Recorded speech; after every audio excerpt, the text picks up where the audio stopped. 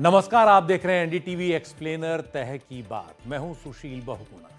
धरती पर प्रलय की बातें तो न जाने कितनी बार हो चुकी हैं। कई धर्मों के मिथकों में तो अलग अलग तरह से इस प्रलय का जिक्र किया गया है। प्रलय यानी वो दिन जब सब खत्म हो जाएगा। इसे लेकर न जाने कितनी कपोल कल्पित कहानियां तैरती रहती हैं, लेकिन वैज्ञानिक भी मानते हैं कि ऐसा दिन कभी तो आएगा ही। कुछ रिसर्च कहती है कि 5 से 6 अरब साल बाद ऐसा हो सकता है जब सूर्य का ईंधन, उसकी हाइड्रोजन खत्म हो जाए और खत्म होने के क्रम में सूर्य धरती समेत कई ग्रहों को निगल जाए। लेकिन कुछ रिसर्च कहती हैं कि पर्यावरण में भारी बदलाव के कारण धरती पर जीवन उससे कहीं पहले खत्म हो सकता है, करीब 1 अरब 30 करोड़ साल बाद। मगर उससे पहले धरती को न जाने कितनी बड़ी चुनौतियां झेलनी होगी। महाविलुप्ति जैसी चुनौतियां, जिसकी वजह है अंतरिक्ष में चक्कर लगा रहा कोई एस्टेरॉयड यानी क्षुद्र ग्रह भी हो सकता है। ऐसा ही एक एस्टेरॉयड इन दिनों वैज्ञानिकों के बीच चर्चा में है। यह है एस्टेरॉयड 2024 YR4, जिसके 2032 के धरती आंकड़ों के अंतरिक्ष एजेंसी नासा ने कुछ अरसा पहले तक इसके धरती से टकराने की आशंका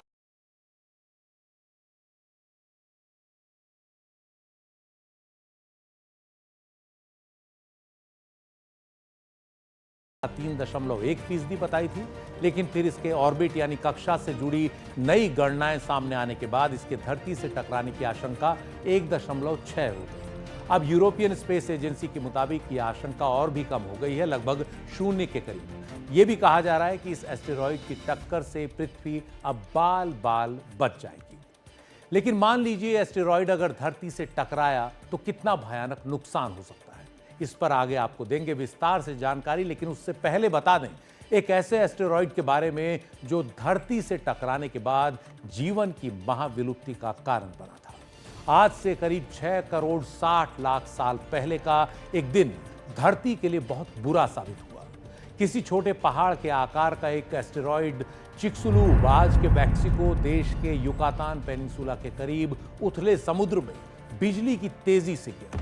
उस भीषण टक्कर से इतनी ऊर्जा निकली जितनी 10 करोड़ परमाणु बमों से निकली। इस एस्टेरॉयड ने धरती की सतह पर 200 किलोमीटर चौड़ा और 20 किलोमीटर गहरा एक घाव बना दिया। इसकी टक्कर से धरती पर बड़े बड़े भूकंप आए, समुद्र में सुनामी आई, आग के तूफान चले। आसमान कई किलोमीटर ऊंचाई तक धूल धुएं से घिर गया। लंबे समय तक सूर्य की किरणें धरती तक नहीं पहुंच पाईं और धरती का तापमान कम हो गया। धरती की आधी से ज्यादा जीवों की प्रजातियां खत्म हो गई। इनमें विशाल डायनासोर की पूरी कहानी इसी एक एस्टेरॉयड ने खत्म कर दी। इसके बाद धरती पर बची हुई प्रजातियों का जीवन नए सिरे से शुरू हुआ। ये कहानी बहुत लंबी है, लेकिन अभी बस इतना बताना ही जरूरी है कि ऐसे एस्टेरॉयड आगे भी धरती से कभी टकरा सकते हैं। इन दिनों जिस एस्टेरॉयड 2024 YR4 को लेकर वैज्ञानिक सतर्क हैं, वो अगर धरती से टकराया तो इतना खतरनाक नहीं होगा, लेकिन किसी बड़े शहर को तबाह जरूर कर सकता है। खगोल वैज्ञानिकों ने करीब 1.5 महीने पहले इस एस्टेरॉयड पर ध्यान दिया जब ये धरती की ओर बढ़ रहा था। इसे सबसे पहले पिछले साल दिसंबर में चिली की अल्सॉस ऑब्जर्वेटरी ने देखा। इसके बाद इसके ऑर्बिट यानी कक्षा का करीबी से अध्ययन तेज हुआ और इस बात की गणना की गई कि यह एस्टेरॉयड क्या धरती से टकरा सकता है और टकरा सकता है तो कब। नासा की ताजा गणनाओं के मुताबिक ये 22 दिसंबर 2032 को पृथ्वी के सबसे करीब से गुजरेगा। और एक बहुत छोटी आशंका यह भी है कि धरती से टकरा भी सकता है, हालांकि ये आशंका अब 0 के करीब बताई गई है। वैसे अच्छी बात यह है कि जो ये नई कैलकुलेशन आई है, इससे आशंका काफ़ी कम हुई है वैज्ञानिकों की, लेकिन फिर भी वैज्ञानिक इस पर निगाह रखे हुए हैं। अभी तक के अनुमान के मुताबिक ये एस्टेरॉयड 40 से 90 मीटर आकार का है। इसके साइज का अनुमान इसकी चमक से ही लगाया जा रहा है, लेकिन आगे के अध्ययन के आधार पर इसके आकार का सही पता लग पाएगा। सवाल यह है कि यह धरती से टकराया तो क्या होगा। प्लैनेटरी सोसाइटी के चीफ साइंटिस्ट ब्रूस बेट्स के मुताबिक ये ऐसी घटना है जो बहुत कम देखी गई, बहुत कम। फिलहाल संकट नहीं है, ये डायनासोर किलर जैसे एस्टेरॉयड भी नहीं है, प्लैनेट किलर भी नहीं है। ज्यादा से ज्यादा ये एक शहर के लिए खतरनाक हो सकता है। ब्रूस बेट्स कहते हैं कि ये एस्टेरॉयड अगर पेरिस, लंदन, मुंबई या न्यूयॉर्क जैसे शहरों से टकराया तो इतने बड़े शहरों को पूरी तरह तबाह कर सकता है। खास बात यही कि इस एस्टेरॉयड के अध्ययन के लिए समय बहुत ज्यादा नहीं है, क्योंकि अप्रैल के महीने तक अपनी कक्षा में घूमता हुआ ये सूर्य के पीछे चला जाएगा। जब धरती के टेलीस्कोप इसे देख नहीं पाएंगे और उससे पहले ही इसके ऑर्बिट को लेकर सटीक गणना हो जाना काफी जरूरी है। एक बार नजरों से ओझल हो जाने के बाद इसके बारे में अगली जानकारी 2028 में ही हासिल हो पाएगी, जब ये एक बार फिर धरती के करीब आते समय दिखना शुरू होगा। इसके बाद ये फिर नजरों से ओझल हो जाएगा और फिर 2032 में लौटकर धरती के करीब आएगा। कई रिसर्च के तहत यह आकलन हो रहा है कि अगर ये धरती से टकराया तो कैसा असर होगा। कुछ रिसर्च के मुताबिक अगर YR4 धरती के वायुमंडल में प्रवेश करता है तो इससे एयर बर्स्ट हो सकता है। इसका मतलब यह है कि यह एस्टेरॉयड बीच हवा में फट सकता है हमारे वायुमंडल में आने के बाद, और इससे करीब 8 मेगाटन TNT के बराबर ऊर्जा निकलेगी। इस ऊर्जा को आप इस तरह समझ सकते हैं कि जितनी ऊर्जा हिरोशिमा पर गिरे परमाणु बम से निकली, उससे 500 गुना ज्यादा इस एस्टेरॉयड के एयर बर्स्ट से रिलीज होगी। अगर ये धरती से टकराया तो इससे 500 मीटर से लेकर 2000 मीटर चौड़ा गड्ढा यानी क्रेटर बन सकता है। नासा के मुताबिक अगर ये एस्टेरॉयड धरती के वायुमंडल में समुद्र के ऊपर प्रवेश करता है तो उसके पानी से समुद्र से टकराने से पैदा होने वाली ऊर्जा से बड़ी सुनामी की ज्यादा आशंका नहीं है। एक चर्चा यह भी चल रही है कि क्या इस एस्टेरॉयड को अंतरिक्ष में ही नष्ट किया जा सकता है। आप में से कई लोगों ने शायद 1998 में बनी अमेरिका की साइंस फिक्शन फिल्म देखी होगी, जिसमें एक एस्टेरॉयड की धरती से टक्कर को रोकने के लिए एक ऑयल रिग क्रू को स्पेसक्राफ्ट के जरिए एस्टेरॉयड तक भेजा जाता है। नाटकीय घटनाक्रम से भरी इस फिल्म में यह क्रू एस्टेरॉयड में ड्रिल कर विस्फोटक डालता है और उसे टुकड़ों में तोड़ देता है। अभिनेता ब्रूस विलिस की यह फिल्म आर्मागेडन काफी चर्चा में रही। ये एक साइंस फिक्शन फिल्म थी और साइंस फिक्शन समय के साथ साथ सच में बदलते रहे हैं। कुछ जानकारों के मुताबिक नासा और अन्य अंतरिक्ष एजेंसियां विस्फोटकों से भरे रॉकेट भेजने पर विचार कर सकते हैं, जो एस्टेरॉयड पर पहुंचकर विस्फोट करे और उसका रास्ता भटका दे या फिर उसे पूरी तरह बर्बाद कर दे। कैनेडी स्पेस सेंटर में नासा के एक प्रोजेक्ट मैनेजर के मुताबिक इसे नष्ट करना आसान रहेगा, इसमें बहुत विस्फोटक नहीं लगेंगे। उससे ज्यादा जरूरी बात यह है कि इस पर पहुंचा कैसे जाएगा और सही समय पर सही एंगल पर विस्फोटक कैसे पहुंचाए जाएंगे। यह ज्यादा पेचीदा काम है। इस वैज्ञानिक के मुताबिक यह भी हो सकता है कि इससे कोई खतरा ना हो। उनके मुताबिक अगर ये जरा भी वॉबल करता है यानी डगमगाता है तो जब तक ये लौट कर आएगा इसके रास्ते में हजारों मील का अंतर आ चुका होगा और हो सकता है ये धरती से और दूर चला जाए। इसलिए इस पर ध्यान रखना जरूरी है। फिलहाल आसमान नहीं गिर रहा है, लेकिन यह काम भी तब हो पाएगा जब एस्टेरॉयड की बनावट स्पष्ट होगी। अभी तक यही साफ नहीं हुआ है कि यह है कैसा। दरअसल कुछ एस्टेरॉयड्स कम घनत्व वाले होते हैं, पोरस होते हैं, उन्हें आसानी से नष्ट किया जा सकता है।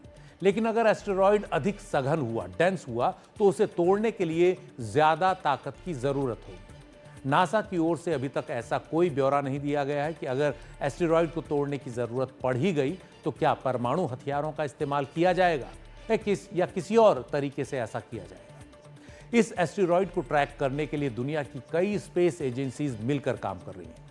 अमेरिकी अंतरिक्ष एजेंसी नासा, चीन की नेशनल स्पेस एडमिनिस्ट्रेशन, रूस की एजेंसी रॉसकॉस्मॉस, यूरोपियन स्पेस एजेंसी, सब इस मुद्दे पर मिलकर काम कर रहे हैं।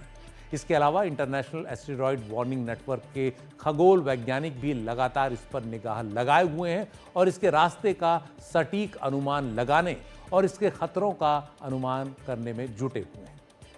एस्टेरॉयड 2024 YR4 से पहले एक और एस्टेरॉयड को लेकर ऐसी चिंता पैदा हुई थी जो निर्मूल साबित हुई। 2024 में ही एपोफिस नाम के एक एस्टेरॉयड को देखा गया था जिसका आकार YR4 से कहीं ज्यादा है, यानी करीब 340 मीटर। मूंगफली की शक्ल के इस एस्टेरॉयड के ऑर्बिट के आधार पर हुई शुरुआती गणना में इसके अप्रैल 2029 में धरती से टकराने के चांस 2.7% बताए गए थे, लेकिन बाद में और पुख्ता गणनाओं के आधार पर इस आशंका को खारिज कर दिया गया। अब यह साफ है कि अप्रैल 2029 में धरती से एक सुरक्षित दूरी से गुजर जाएगा। धरती पर बाहरी अंतरिक्ष से टकराने वाली चीजें कम नहीं हैं। उल्का पिंड के तौर पर हम मीटियोराइट्स को अक्सर धरती के वायुमंडल में घुसते और चमकते हुए देखते हैं, लेकिन वो बहुत छोटे होते हैं। अधिकतर धरती के वायुमंडल में हवा के घर्षण से ही वेपोराइज होकर खत्म हो जाते हैं। कुछ धरती पर गिरते हैं तो थोड़ा बहुत नुकसान पहुंचाते हैं, लेकिन मीटियोराइट्स के मुकाबले एस्टेरॉयड काफी बड़े होते हैं और ज्यादा खतरनाक होते हैं। धरती से टकराने की आशंका वाले ऐसे किसी एस्टेरॉइड का रास्ता बदला जा सकता है। 2022 में नासा ने इसके लिए डार्ट यानी डबल एस्टेरॉइड रीडायरेक्शन टेस्ट तैयार किया। नासा ने 26 सितंबर 2022 को अपने डार्ट स्पेसक्राफ्ट के जरिए यह करके भी दिखा दिया। धरती से करीब 1 करोड़ 10 लाख किलोमीटर दूर 22,500 किलोमीटर प्रति घंटा से उड़ रहे डार्ट स्पेसक्राफ्ट ने डिमॉर्फस नाम के एक एस्टेरॉइड पर टक्कर मारी। यह एस्टेरॉइड 170 मीटर चौड़ा था। इस टक्कर से न सिर्फ एस्टेरॉइड का रास्ता बदला बल्कि उसका आकार भी बदल गया। यह एस्टेरॉइड डिडिमॉस नाम के एक बड़े एस्टेरॉइड के उपग्रह की तरह उसका चक्कर लगा रहा था। डार्ट एक्सपेरिमेंट बड़ा ही कामयाब रहा। एस्टेरॉइड से जुड़ी एक बेहद दिलचस्प बात यह है कि इस पर इंसान का बनाया एक स्पेसक्राफ्ट पहुंच चुका है और इसके सैंपल लेकर धरती पर वापस आ चुका है। यह बात फिर किसी साइंस फिक्शन फिल्म से किसी हाल में कम नहीं है। जैसा हमने कुछ देर पहले आर्मागेडन फिल्म का जिक्र किया, इस बड़े प्रोजेक्ट के लिए नासा के ओसिरिस रेक्स स्पेसक्राफ्ट को सितंबर 2016 में अंतरिक्ष में चक्कर लगा रहे बेनू एस्टेरॉइड की ओर भेजा गया था। यह एस्टेरॉइड करीब 500 मीटर चौड़ा है। ओसिरिस रेक्स स्पेसक्राफ्ट ने दिसंबर 2018 में बेहद तेजी से उड़ रहे इस एस्टेरॉइड की कक्षा में प्रवेश किया।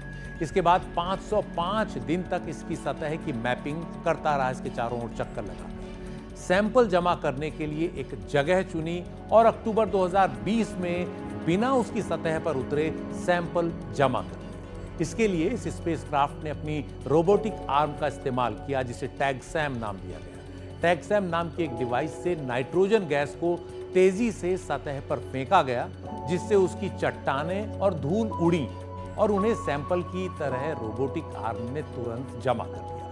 यह स्पेसक्राफ्ट सितंबर 2023 को धरती पर वापस लौटा। स्पेसक्राफ्ट ने एक कैप्सूल में एस्टेरॉइड के सैंपल्स को धरती के वायुमंडल के अंदर छोड़ दिया। यह कैप्सूल नासा की ऊटाह टेस्ट और ट्रेनिंग रेंज पर पैराशूट की मदद से उतर गया जिसे ओसिरिस रेक्स टीम ने कलेक्ट कर लिया। क्या शानदार बात है। अब सवाल यह है कि बेनू एस्टेरॉइड से सैंपल लाने की जरूरत क्यों पड़ी, क्यों इतना हमने जोखिम मोल लिया। इसकी वजह यह है कि हमारे सौर मंडल में ऐसे कई एस्टेरॉइड्स, कॉमेट्स और अन्य चट्टानें हैं जो 4.5 अरब साल पहले की उस धूल और गैस के छूटे हुए अंश हैं जिनसे हमारे ग्रह और उनके उपग्रह बने। वैज्ञानिक मानते हैं कि धरती पर जीवन की उत्पत्ति के पीछे ये एस्टेरॉइड्स या कॉमेट्स ही हैं जिन्होंने जीवन की उत्पत्ति के लिए जरूरी पानी और अन्य तत्वों को धरती तक पहुंचाया। धरती के मौसम और उसकी भौगोलिक प्रक्रियाओं से उसकी सतह में तो काफी बदलाव हो चुका है, लेकिन इसके मुकाबले इन एस्टेरॉइड्स की प्रकृति आज भी लगभग वैसी ही है जैसी अरबों साल पहले थी। इसीलिए इनके अध्ययन से हम ये पता लगा सकते हैं कि हमारा सौरमंडल अपने शुरुआती दिनों में कैसा था। बेनू एस्टेरॉइड के सैंपल्स के अभी तक के विश्लेषण से ये साफ हो चुका है कि इसमें जीवन की उत्पत्ति के लिए जरूरी पानी, अमीनो एसिड्स और न्यूक्लियो बेसिस हैं। इस तस्वीर में आप देख सकते हैं कि ओसिरिस रेक्स सैंपल कलेक्टर के बीच में बेनू से लाए गए सैंपल हैं जो छोटे छोटे टुकड़ों और धूल की तरह दिख रहे हैं और बाकी जो मेजर सैंपल है वो इसके अंदर है। इस बीच एक सवाल यह भी उठ रहा है कि इन सैंपल्स को लाया ओसिरिस रेक्स स्पेसक्राफ्ट अब कहां है। बेनू एस्टेरॉइड के सैंपल को धरती के वायुमंडल में गिराने के बाद वो फिर धरती से दूर हो गया और अब उसका लक्ष्य है एक और एस्टेरॉइड एपोफिस का अध्ययन करना, जिसके बारे में हमने आपको कुछ देर पहले बताया था। यह एस्टेरॉइड अप्रैल 2029 में धरती के काफी करीब से यानी करीब 30,000 किलोमीटर की दूरी से गुजरेगा। ओसिरिस रेक्स स्पेसक्राफ्ट 18 महीने तक इस एस्टेरॉइड का करीबी से अध्ययन करेगा। इसके लिए इस मिशन का नाम बदलकर अब ओसिरिस एपेक्स कर दिया गया है, जो ओसिरिस एपोफिस एक्सप्लोरर की शॉर्ट फॉर्म है। ओसिरिस रेक्स एक छोटी वैन के साइज का स्पेसक्राफ्ट है जिसमें सैंपल जमा करने के लिए 10 फुट लंबी एक रोबोटिक आर्म है जो हमने आपको बताया। इसके अलावा सौर ऊर्जा के इस्तेमाल के लिए इसमें सोलर पैनल्स भी हैं। एस्टेरॉइड्स का अध्ययन करने के लिए इसमें कई वैज्ञानिक उपकरण हैं। एनडीटीवी एक्सप्लेनर में वक्त है एक ब्रेक का। ब्रेक के बाद देखेंगे कि धरती से टकराए कई एस्टेरॉइड्स ने कहां-कहां बदल दिया धरती का भूगोल, कहां-कहां मचाई तबाही। ब्रेक के बाद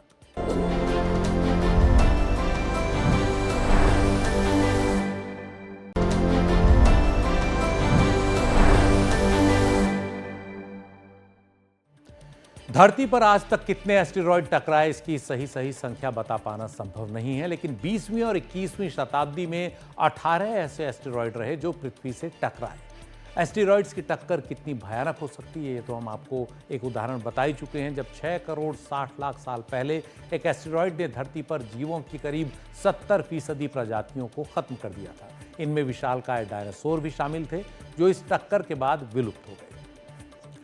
कई और भी एस्टेरॉइड्स हैं जो धरती से टकराए और उसके निशान जो है बहुत साफ हैं। 2013 में रूस के चेल्याबिंस्क इलाके के ऊपर 20 मीटर का एक एस्टेरॉइड हवा में ही फट गया। इससे 500 किलोटन टीएनटी के बराबर ऊर्जा निकली। हवा में ही फटने के कारण इसके बहुत ज़्यादा नुकसान इससे नहीं हुआ, लेकिन इसके विस्फोट से निकली शॉक वेव से करीब 1,500 लोग घायल हो गए और 6 शहरों की 7,200 इमारतों को नुकसान पहुंचा।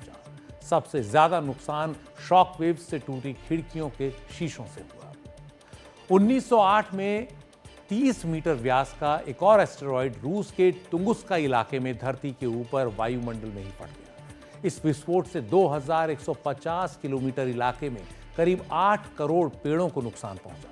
यह धमाका हिरोशिमा परमाणु बम से करीब 1000 गुना ज्यादा भयानक बताया गया।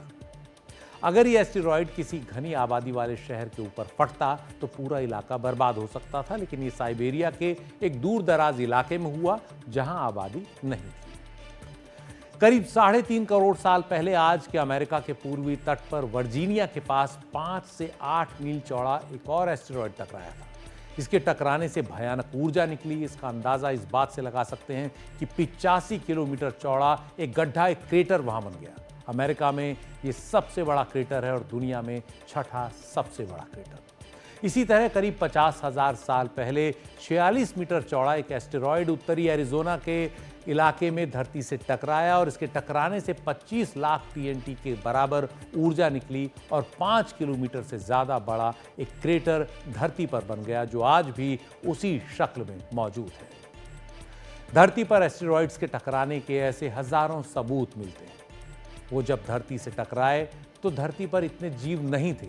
अब अगर कोई एस्टेरॉयड टकराया तो इंसान समेत सभी जीवों के लिए बहुत घातक हो सकता है। इसीलिए एस्टेरॉयड्स के धरती से करीब आने को बहुत ही गंभीरता से देखा जाता है और उन्हें एक बहुत करीबी से उनका अध्ययन किया जाता है। एनडीटीवी एक्सप्लेनर में इतना ही। नमस्कार।